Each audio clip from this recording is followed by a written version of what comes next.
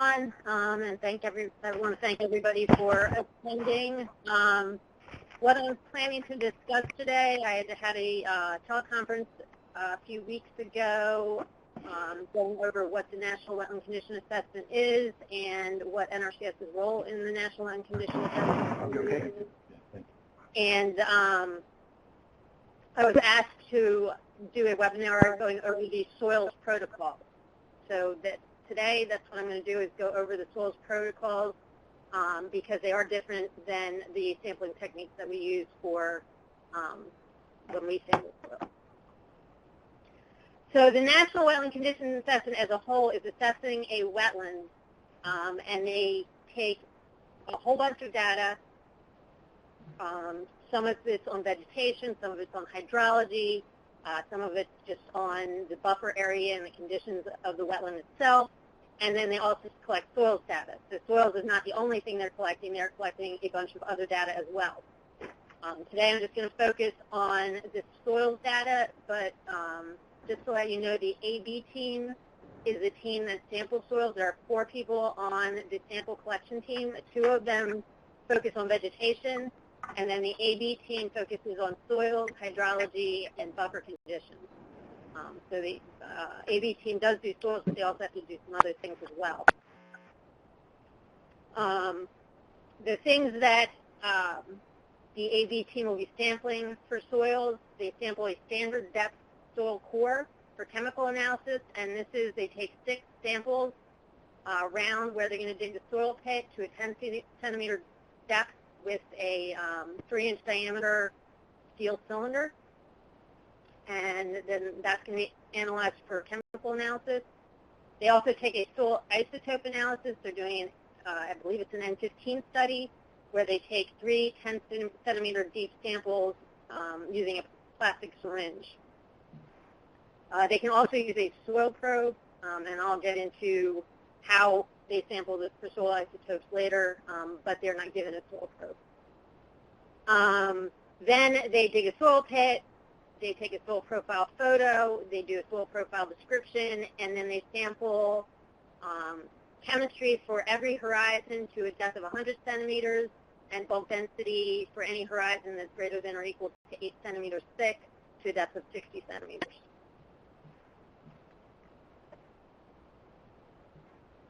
There's a specific form that they put all the data on, and this is the second go-around that they're doing the sampling. They do the National Wetland Condition Assessment every 5 years. 2011 was the first time they did it. When we were working with them to come up with a form, we made a very concerted effort to keep that form to 1 page. So the page, there's only 1 page for the soils unless you have more than 5 horizons, and then there's an extra page that you have to add more horizon data. So it's just 1 form. And then after all the data and samples have been gathered, they measure the water depth at the pit and then just backfill the pit. So that's, in general, what the AB team is responsible for when they're sampling the soil.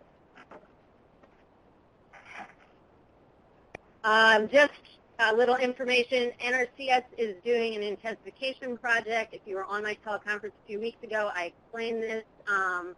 With the soil survey offices on 10% of the sites, and it comes out to approximately 2 sites per state. We're requiring that they at least do 2 sites per state.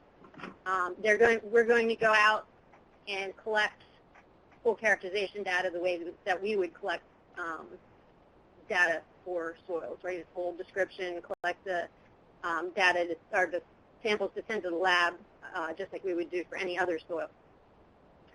This is to sort of help with quality assurance, as well as provide us information that we lack because we lack a whole lot of information on hydric soils.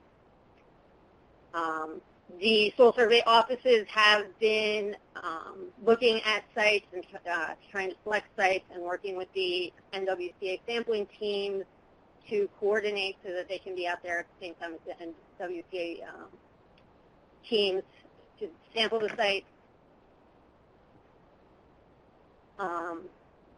The samples, this does not replace the NWCA soil sampling data.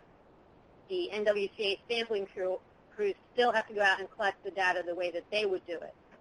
Also, the NRCS soil scientists are not restricted to collecting the information at the pit that the NWCA sampling crew is sampling. It's a random location, and we want to make sure we get data that's a representative location. So if that pit's not representative, then we're going to move to somewhere else. The NWCA sampling crews are also being told that if they would like some additional technical support on soils, to contact the state soil scientist in each state. And they can ask for assistance, such as just some information on local soils, soil sampling techniques. So if you get a call from the NWCA sampling crews and you know they're going to be at tidal marsh, you may be able to give them some good ways of sampling tidal marsh, because obviously digging a pit's probably not going to work. Expected site conditions, any other information that you can help them with to make their sampling easier. And that could include, if you have the time and you are interested, actually going out and helping them sample the sites while they're out there.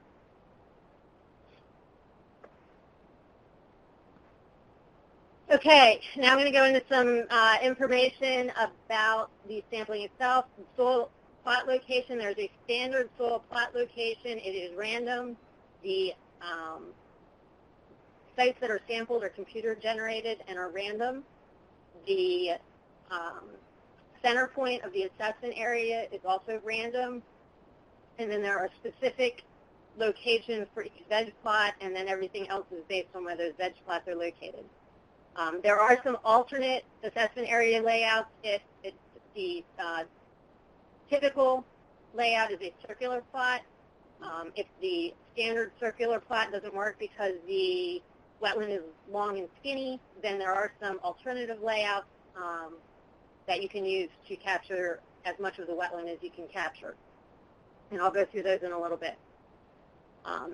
There is a specific point near a vegetation plot where you're supposed to dig the soil pit, but you can also move that to some extent as well if you have standing water or deep mud there, or there's a certain endangered species, or there's a big rock or tree, or there's just an anomalous disturbed spot right where you're supposed to dig the hole. So you do have a little bit of leeway in moving the pit, but you should locate it where they specify, as long as you can dig the pit there. If you have to move the pit, it has to be at least 2 meters inside of the outer edge of the assessment area, 2 meters within, at least 2 meters away from an upland edge, or when they're looking at a wetland, they're looking at a specific wetland type. So if there are multiple wetland types in the area, you have to stay within 2 meters of the wetland type that they're targeting in their assessment.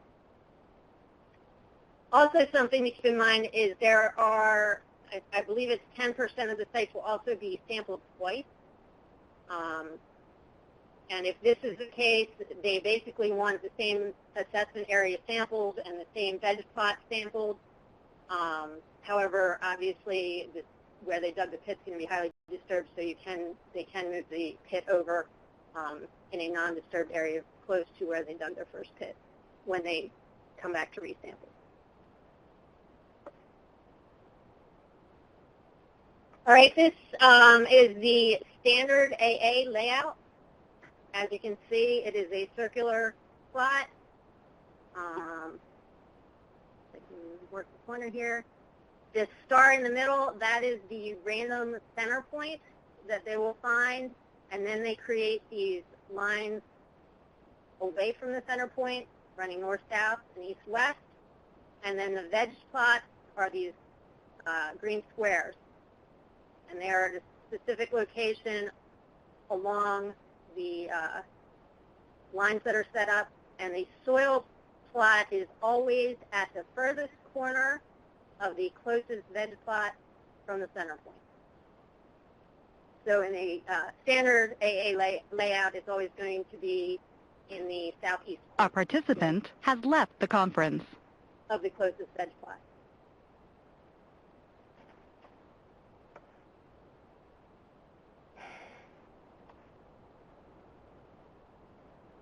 This is an example of a different layout that they can use if the circle doesn't fit within the wetland. It extends outside the wetland. They can make a rectangular one.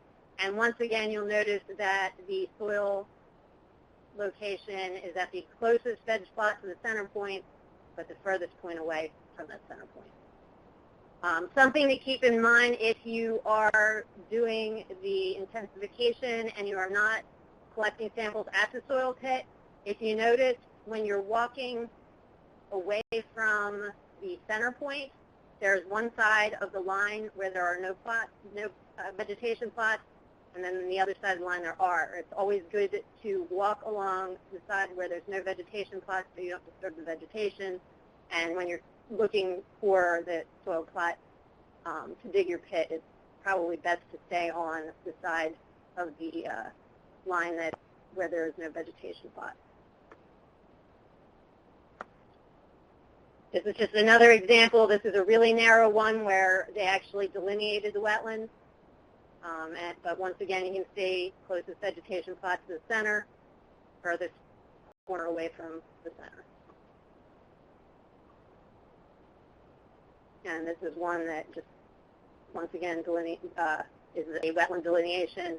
And once again, it's the closest vegetation plot, furthest corner away.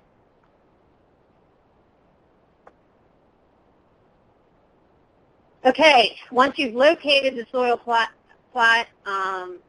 you're going to dig a soil pit in the center of the plot, and then you're going to go, I'm getting feedback from my phone, but you're going to make a 3-meter ring around the soil pit, and then another 3 meters around that in a circle. And if you look at these stars here, this is where they're going to sample the standard depth soil cores and the soil isotope samples. So they're going to sample this out in the area that's not going to be disturbed by the soil pit. They should sample that first to avoid a whole lot of disturbance. Once they start digging the soil pit, it's hard to avoid, and you want a fairly undisturbed area to sample. This is an example of the Form S1 that they need to fill out. And they will have all this initial information, site ID, map unit key, FIPS code, state, date, and if they have to use multiple pages, they'll have to put page number 1 and then page number 2 on the second sheet.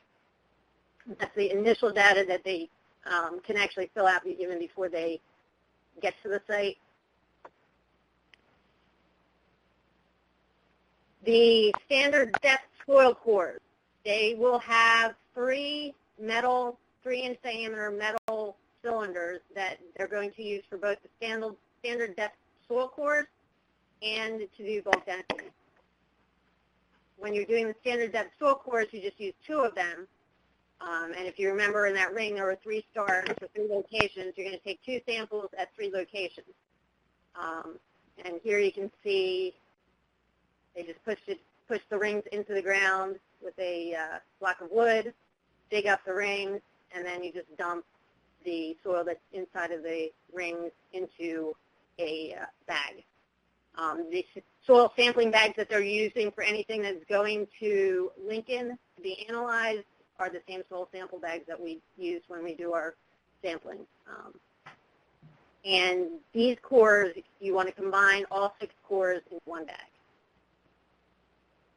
The soil isotope samples, they, in their base kit that they get from EPA, get these plastic syringes with a very blunt edge to them. They are horrible. If there's any roots or rocks or anything, it will destroy your hands as you're trying to push them into the ground.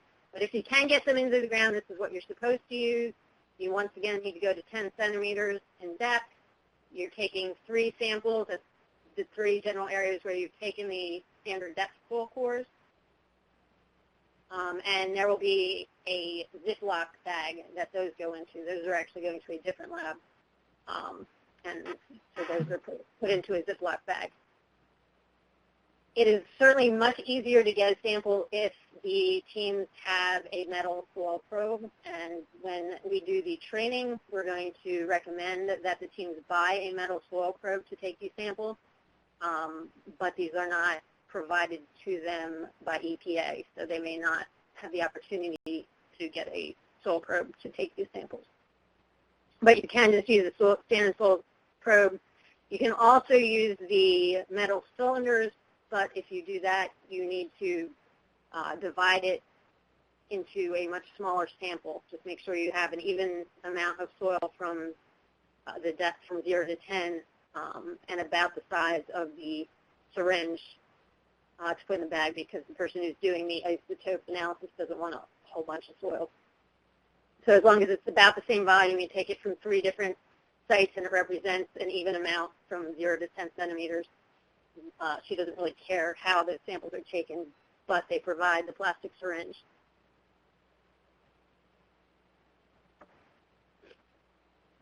Once those samples are taken, they have labels for the bags, and then they have tags, and they are supposed to be closing the bags just like you would if you were doing, soil characterization for NRCS, because they are going to the Lincoln lab. You fold it over once, then you fold it back over the other way, flip the tag in the middle, staple 4 times. And that's something that they will be trained to do at the regional training sessions that we're going to have throughout the country. There's also on the back of the S1 form, you put the sample ID here, and then if there's any comments about the samples, you can write that in here. If there's some reason why you couldn't take a sample, they fill in a little bubble here. And then there's one for soil isotopes as well. Soil isotopes just has a sticker that you put on the bag. It doesn't have an extra tag. Okay, this is the slide presentation that we're using for the regional training, so we do have to go over the tools for soil pit excavation. These are not provided, so this is one place where you could help the NWCA sampling crews if you get a call for assistance, is just giving them a suggestion as to the best tools for them to bring out. You have to remember that there are 2 of them, and they have to carry all the sampling equipment out to the site, and they have to carry all the sampling equipment and the soil samples back from the site. So minimizing the amount of tools is probably good, but if it's a site where you think they're going to need a Montana sharpshooter, then you may want to tell them that. I suggest at a minimum that they take a sharpshooter and an auger. The regular shovel is always helpful to clean out the soil pit, but it's not necessary. Montana sharpshooter is necessary only if you have a lot of rock. So it would be helpful if you could tell the crews what the minimum tools that they would need for a site would be. There are also some specialized tools that they can use. Like I said, the soil probe is definitely helpful for doing the isotope analysis. It's not necessary. They do have little tiny plastic syringe that is a lot lighter to carry, but this would make it a whole lot easier to take the sample. This in the middle is what we have been calling the King sampler. It was developed by Phil King, who is the person right here. He's the state soil scientist in Delaware and Maryland. And it is just a large diameter PVC. A slit is cut on either side of the tube up until about maybe 1.5 feet from the top. The edge is beveled. There's a C-clamp put around the bottom so that it stays together, and you pound it into the ground. Then you need to get a shovel underneath it to keep the soil in as you pop it out of the ground.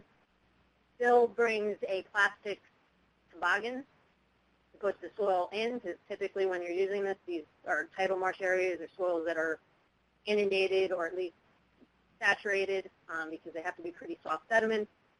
So having a toboggan or something that floats is always helpful. Then you loosen the C-clamp, the soil slides out, and you can at least get chemistry samples, and if the soils hold together enough, especially organic soils, you can actually take a bulk density sample out of the middle. You can slice it like a cake, and then either create a block and measure the dimensions, or take the 10-inch soil core and push it into the ground, or push it into the center to get your bulk density. This here is a peat sampler. This is also helpful in tidal marsh soils to get chemistry sample. Bulk density you probably aren't going to want to take with the peat sampler. And something that comes in their base kit is this hand pump to pump out water from the soil pit.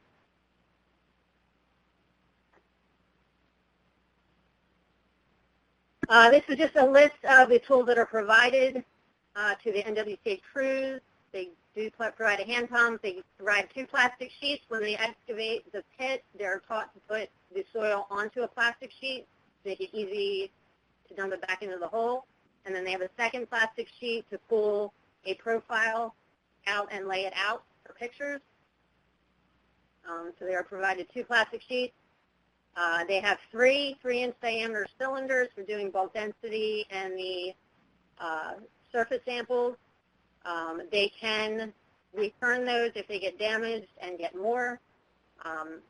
We are stressing at the trainings that the most critical thing when taking bulk density is that they have to have a known volume. So if that cylinder gets bent in any way that's going to affect the volume, then they should return it, and then they will send them a new one.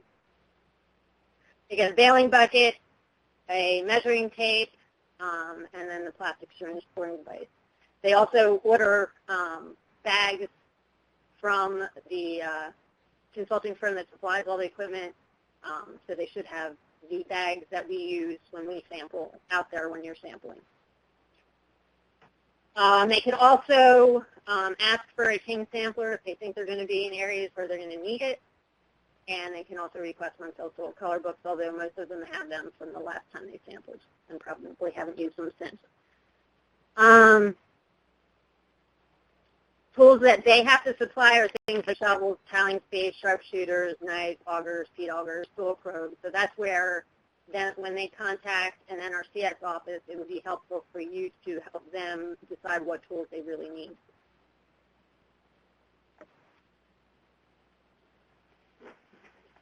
Okay, after doing all those samples around the soil pit, they're going to begin to excavate.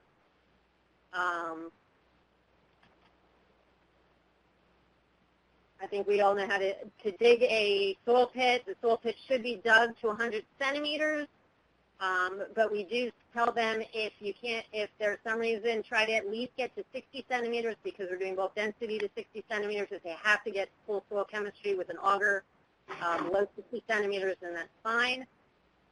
Also, when we teach at the training sessions, we recommend that if they hit a water table, stop digging. Sample everything above the water table, and then continue to dig. Otherwise, if you keep digging, you may create an artesian effect, and the pit will fill up with water. So once you hit a water table, you should stop, sample everything that you can, and then continue to dig.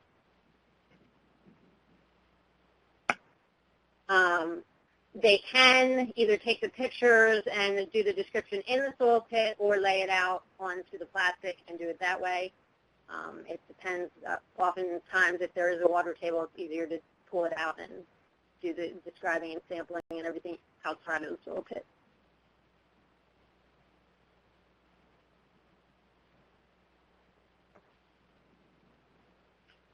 When they dig their hole, they're taught to do an initial detection of hydrogen sulfide odor, and also to do matrix colors immediately in any horizon that's saturated, so they can assess whether they have a reduced matrix.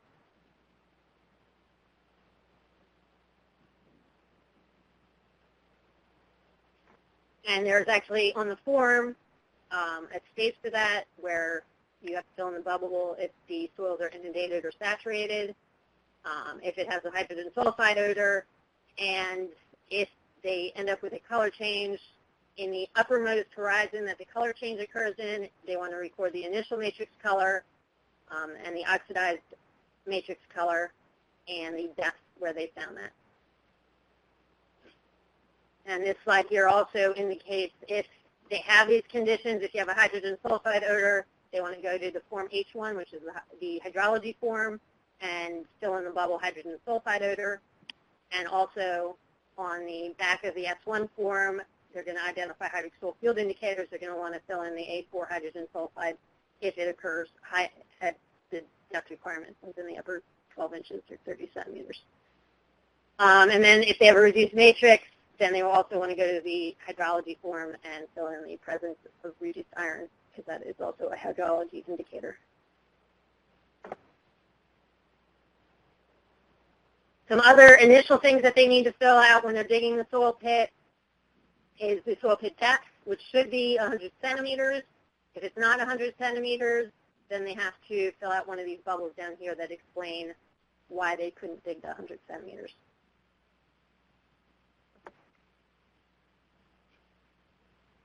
They need to take a soil profile photo, and I believe they're going to actually put a bubble on the data sheet. It's not on there yet, that they have to fill in to say that they took a photo, because that's one thing that they missed in the 2011 sampling, is there were a lot of that they forgot to take a photo. So I think they're going to add that to the data sheet, but it hasn't been added yet. And if anybody helped me out in 2011 with the QA/QC, they actually just took one soil profile photo. This time, we want them to take a general soil profile photo and then close-ups of every horizon or every 20 centimeters or something, so that we have a close-up. And if there's any features in the soil profile, like redox features, things they're calling models that they didn't think were redox features, organic bodies, anything that might come into question when we're reading the soil description, they should take close-ups of all those features as well to help with the QA/QC. Okay, the soil profile description, I'm just going to go to the description sheet. This is going to be very general compared to what we would describe. It basically is just the information they need to identify a field indicator. If you are going out to the site and they've dug a soil pit and you're describing the soil, I would suggest you go out and take out a 232 and fill that out as well. You might as well, if there's a hole in the ground, and you can collect the information. But for the study, this form is what they're going to fill out. Horizon name, that will only be filled out if the soil scientist is present. It's either an NRCS soil scientist or if the teams have hired a soil scientist that is comfortable filling that out. Otherwise, it will be filled out by someone who QA/QCs it, the description with the pictures. Depth from surface, this is actually just the lower depth. These forms are scanned into a computer, and if you put the upper depth and the lower depth into this column, it's going to confuse the computer, and someone's going to have to go in and check it and change it to just the lower depth. So this should just be the bottom depth of the horizon. You fill out this bubble if there's an abrupt boundary, lower boundary to the horizon. This is just because abrupt boundaries are often indicative of disturbance. So we wanted to record whether or not there was an abrupt soil boundary. For soil texture, you'll notice that they don't do full USDA soil textures. They just do what you need to identify the indicator. So it's either sandy, loamy clay, might be modified mineral, peat, mucky peat, or muck, if it's organic. They record percent rock fragments, percent roots, the soil matrix color, redoxomorphic features. They need to identify whether they're soft masses, nodules and secretions, or pore linings. You put the color of the dominant feature if there are multiple colors, but in the percentage, you record the percent of all the features. So if there are 3 different color redox concentrations, you want to record only the dominant color. But when you record the percentage, it would be the percent of all those redox features. Same thing with depletions. You record the dominant depletion color and then the percent of all the depletion. If it's a sandy soil, you want to record percent mass sand grains.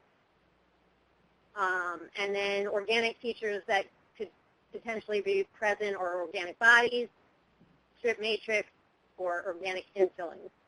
And if any of those are present, you just fill in the requisite bubble. Also, if there's some splotches of color in the soil that they think are models other than redox features, they're there, but they're not due to wetness, then they should fill in this bubble. And that's just to help us when we're looking at the picture. If we see something that's a splotch of color, we can see that when they assessed it in the field, they didn't think it was a redox feature. If you have any comments about the horizon at all, you would flag it, and you basically start with F1 and go in order F2, F3, F4. You write that in the flag column, and then on the back side of the page there is an area for flags where you write F1 and then the note that you wanted to put in there. Then this last column is you fill out after you sampled. If you were able to get a chemistry sample, you fill out the first bubble, and then 1, 2, and 3 bulk density samples.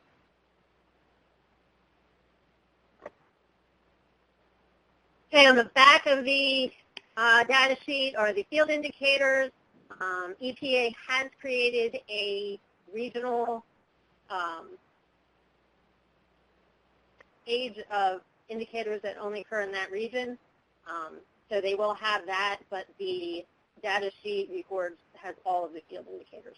So they will have a sheet that tells them what indicators they can use in their region, but on the data sheet it's all of them.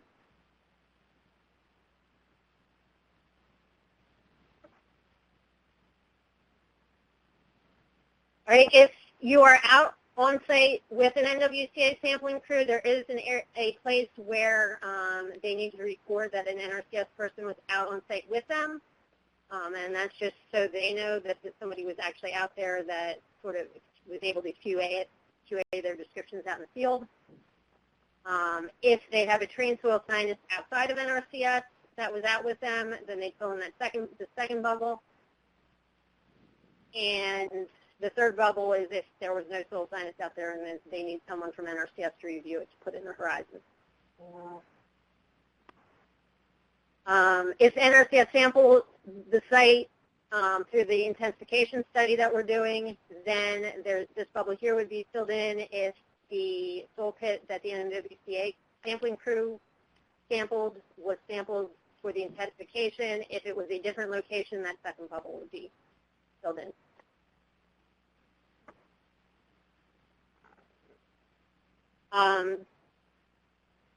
When they go to do the actual sampling, after they finish describing, they're going to sample chemistry and bulk density. Chemistry, last time they only sampled horizons that were thicker than 8 centimeters. This time around, because we missed a lot of carbon data, with that requirement, we are having them sample chemistry for all horizons. And then bulk density is only being sampled for anything 8 centimeters or more thick. Chemistry is done to 100 centimeters. Bulk density is only done to 60 centimeters.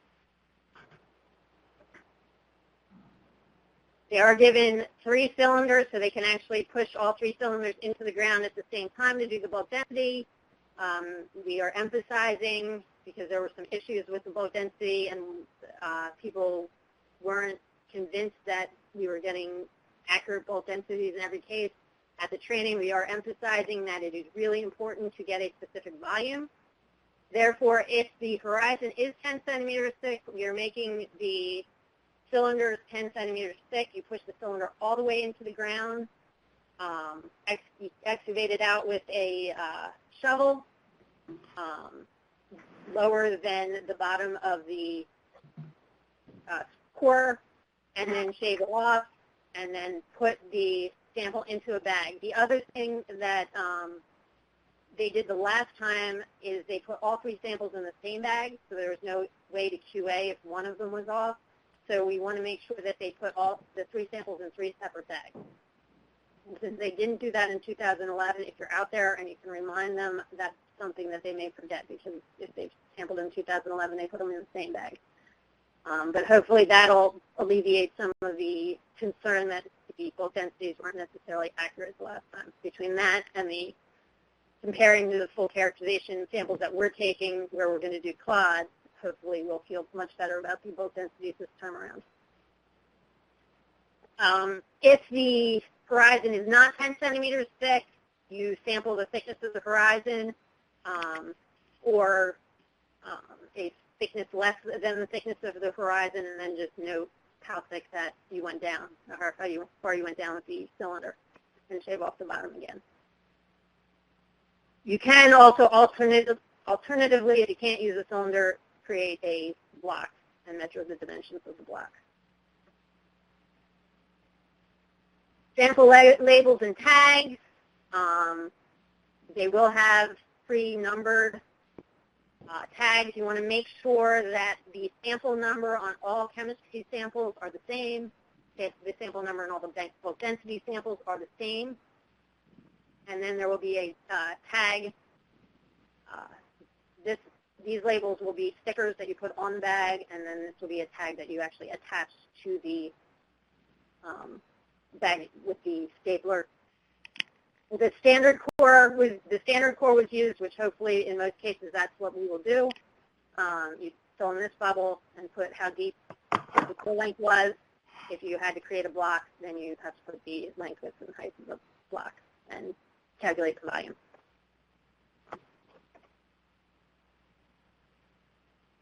This is just reiterating. You can here you put the sample number, any comments that you have. If you couldn't collect a sample, you put no sample collected, and then up here you fill out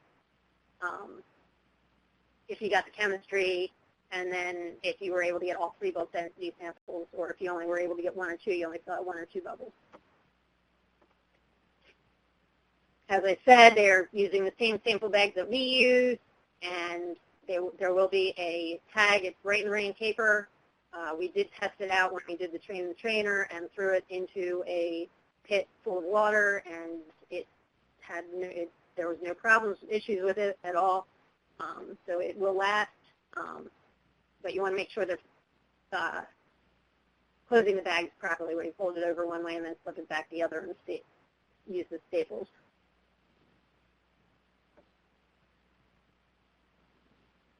Okay, after the AB team sampling is done, the next thing they're going to do is measure inundation in the vicinity of the pit. If it's inundated, if it's saturated, they're going to measure the depth to saturation. If it's inundated, it's a positive number. If it's saturated, it's a negative number. If there's no water in the pit, they're supposed to dig to 125 centimeters. And if there's no water at 125 centimeters, then they just put no water. And there is a space on the data sheet for that as well, where they fill out the water level from the surface and whether that was standing water, saturated water, or there was no water at all. And that is it. Once they're finished with all that, you need to make sure they took their pictures, make sure they got all their samples, make sure they got all their description filled out. Someone reviews the sheet who did not fill out the sheet. So if one person was doing the sampling and the other person was filling out the sheet and describing, they're supposed to give it to the other person to look at before they fill in the pit to make sure everything was filled out. And then they dump the soil back into the pit and backfill the pit, and they are done. And with that, I am done. So do we have any questions? Well, we do have a few questions. Again, I'll just remind people you can put those in the Q&A pod or enter it in the chat if you feel more comfortable doing that. So the first question comes, what about the site pictures? Okay. I just went over the soils protocol. When they do the buffer, there are 8 buffer plots throughout the assessment area, and in each plot they actually have to put down a picture stake and take a picture in each north, south, east, and west direction, so they have plenty of pictures of the site as well. All right, next question is, on Form S1 front, If percent is for all redoxomorphic features, can you change the column header to percent all? I can make that request to EPA. I can't change anything, but I will suggest that to EPA.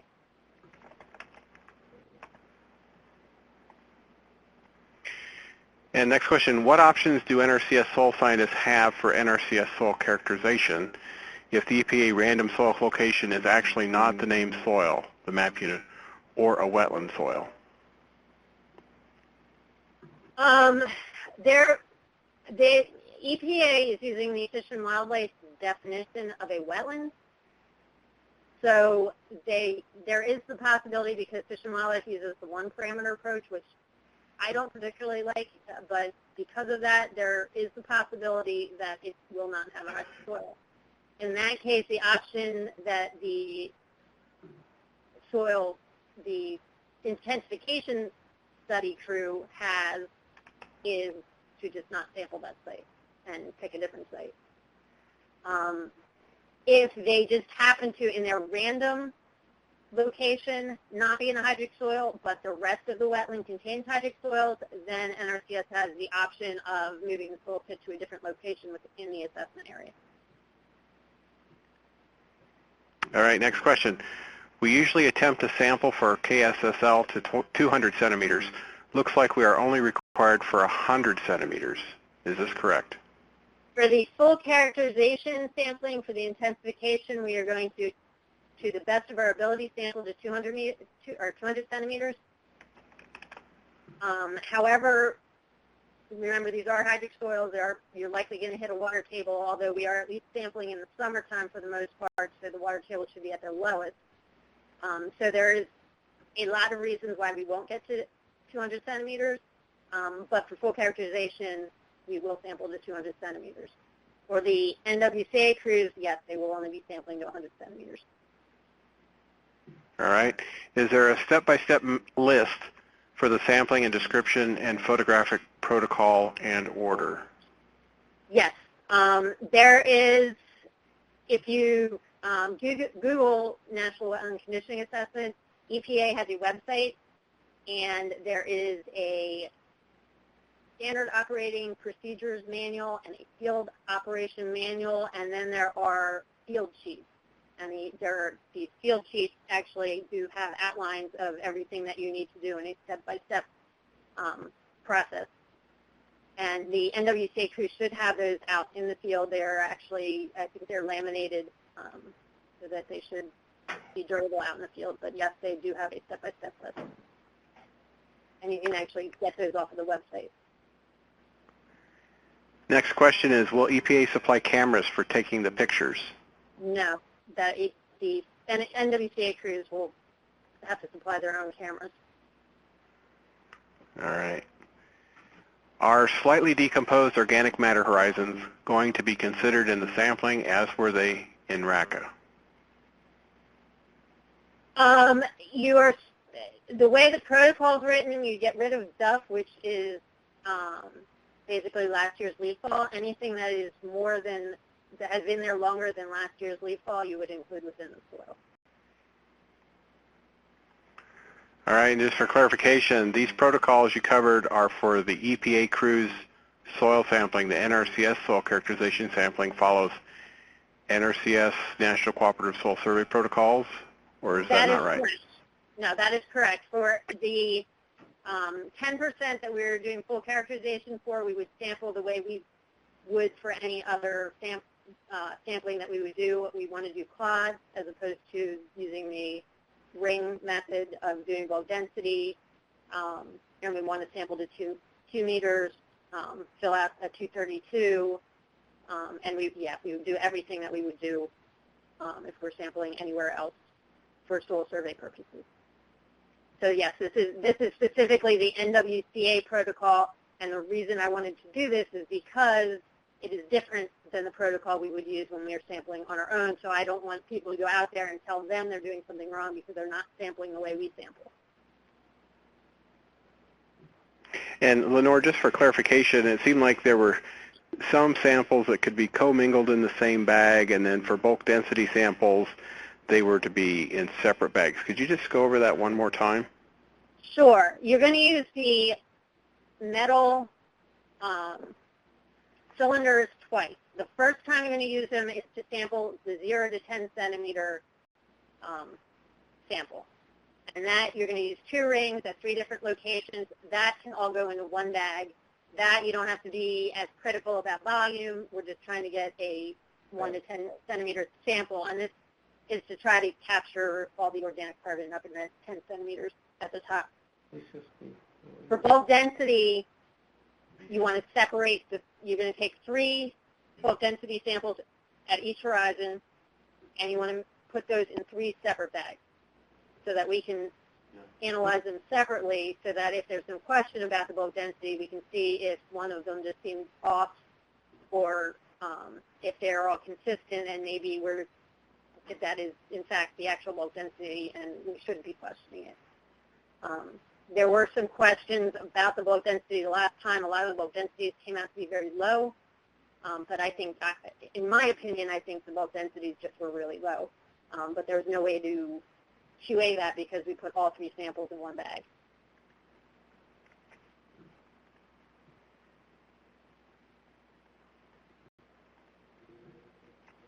All right, next question. All of this will also be practiced at the training, is that correct? That is correct. If you are going to the NWCA regional training, if you're one of those people that's going to be out doing the intensification project, yes, this is what this exact presentation will be given in much more detail.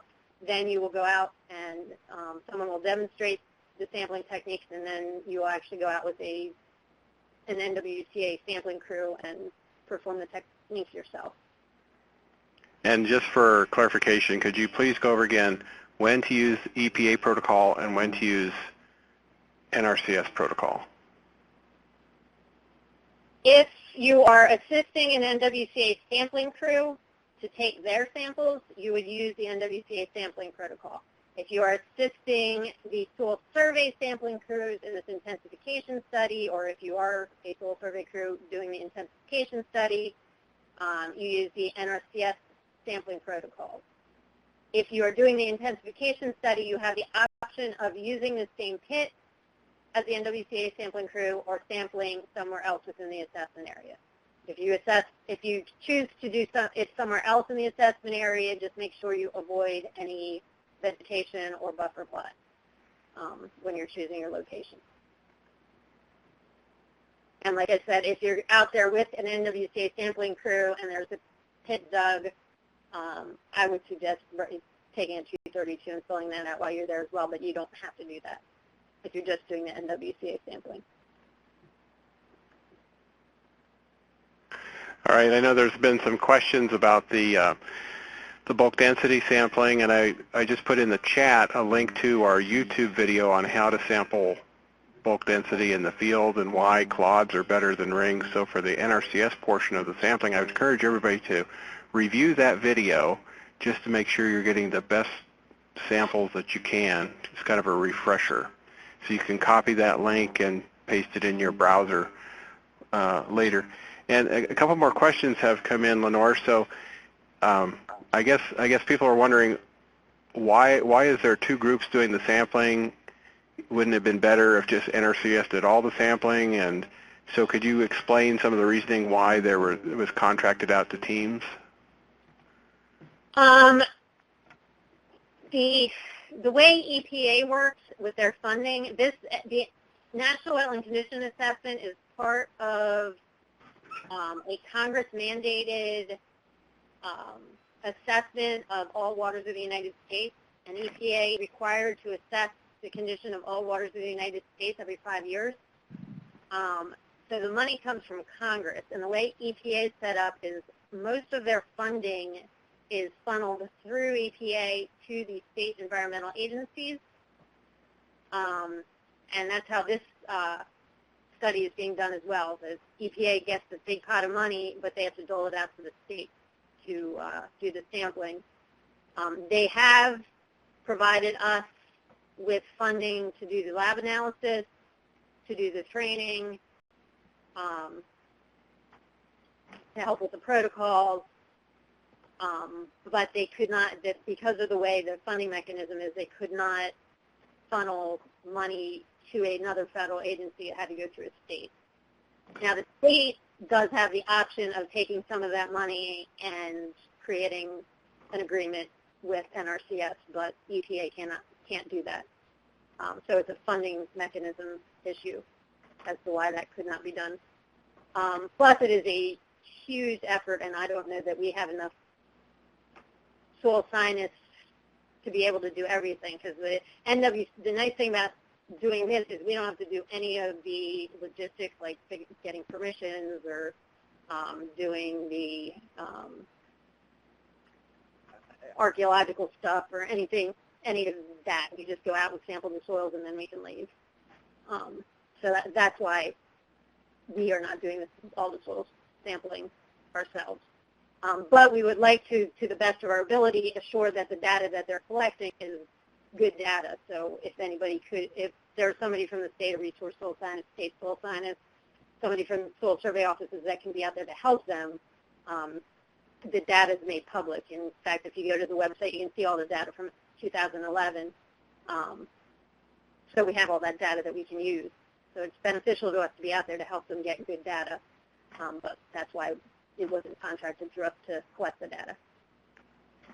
Is there an agenda for the regional training sessions, or that one regional training session? There is. If you're scheduled to go to a regional training session, I know I'm scheduled to go to Texas the first week in April, and they send out the agenda. Some of the later regional trainings, they may not have yet sent out the agenda. If you would like a copy of the agenda, you can email me. I did get the agenda for Texas, and all the agendas are the same. So just email me, and I will send it to you. So you should be getting one from the coordinator shortly if you have not gotten one already. And is there anything about the pits only being a certain size for archaeological clearance? That will be the NWCA crews should have that figured out. Some states are more strict than others. Like I think it was New Mexico, it might have been, was concerned because they have to get archaeological clearance on every site. And they were asking about the size of the pit. So it probably depends on the site and the state. But the NWCA crews should be able to tell you that. And then last question, are there any research soil scientists from the lab assisting the EPA crews in the field? There are none assisting the EPA crews in the field. However, they have been assisting with developing the protocols and the sampling techniques, and they were at the trainer just to make sure that they were comfortable with the way that we were doing the training.